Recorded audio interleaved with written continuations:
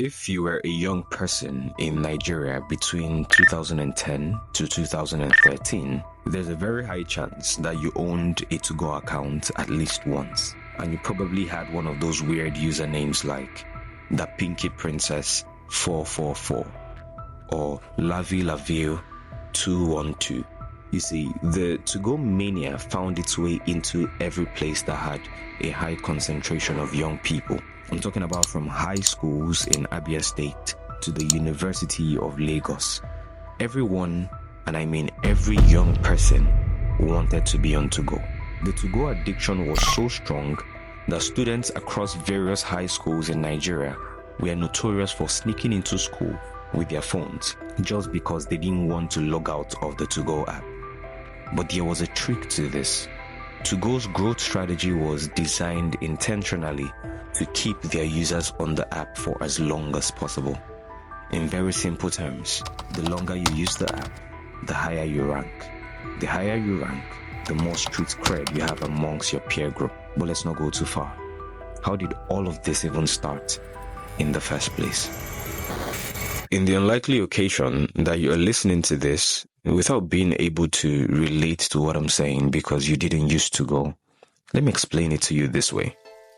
To-Go was like the Facebook or the MySpace of Africa. It was the first social media platform that allowed Africans to interact amongst themselves in a fast and fun way. It was the major social media platform for the crazy era that was 2010 to 2013 in Nigeria. At that time, it was just the perfect fit for the type of phones many young people were using. Java phones. The timing of To-Go couldn't have been any better. It was 3 years of absolute dominance. And I mean, not even Facebook came close to To-Go in Nigeria at the time. A particular source once stated that out of the 21 million people that used To-Go in 2011 and 2012, about 13 million of them were from Nigeria. Apart from the obvious, which is its compatibility with Java phones, certain features made To-Go incredibly dominant in Nigeria. The first being its ease of use and the fun interface. Most people that used To-Go at the time were people in high school or in university who wanted something fun that we could interact with, and To-Go provided exactly that. The second being the instant messaging feature. We hadn't seen anything like that. Then the third being chat forums, or the community feature where people could come together and interact. Imagine it as a WhatsApp group before WhatsApp even existed. Then we had To-Go games to help retain attention on the app. And then there was a clear segmentation. It was clear that this app was built by young people for young people. So when it came to social media platforms at the time, there was nobody, and I mean nobody, touching To-Go. Well, until life happened. In the business world, it's normal to expect change and innovation, no matter the industry you are playing in. And I believe sincerely that the founders of To-Go, who were South Africans by the way, knew fully well that a revolution was coming up, but they took it for granted and hesitated to level up. I say this because the first ever iPhone launched as far back as 2007, and not too long after that, Android devices started springing up.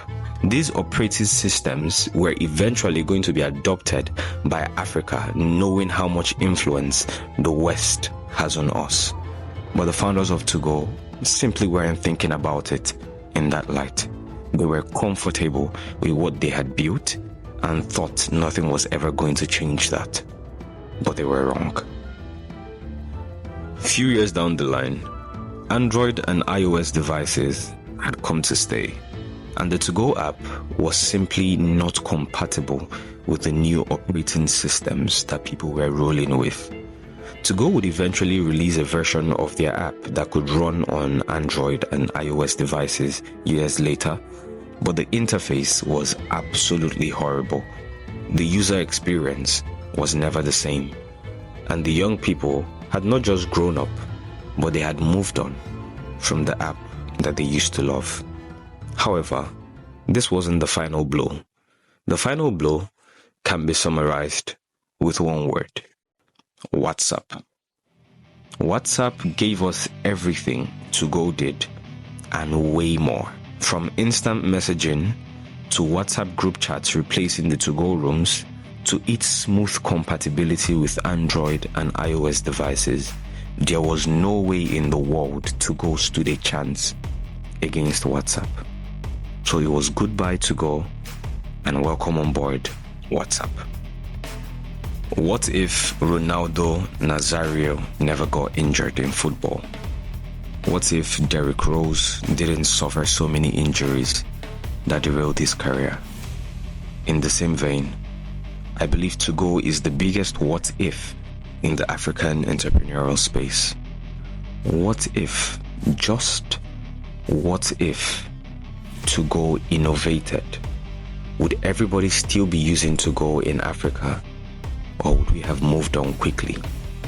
So here is some wisdom for young African entrepreneurs. Whether you are a small business owner or the CEO of an established company, you must see innovation as a crucial part of your brand strategy. That is, if you want to last in this marathon called business. It's like this: your destination can stay the same. Your goals and core principles can stay the same, but the road you take can evolve and be adapted to suit the times. I mean, never change your foundational principles, but keep your service modalities flexible.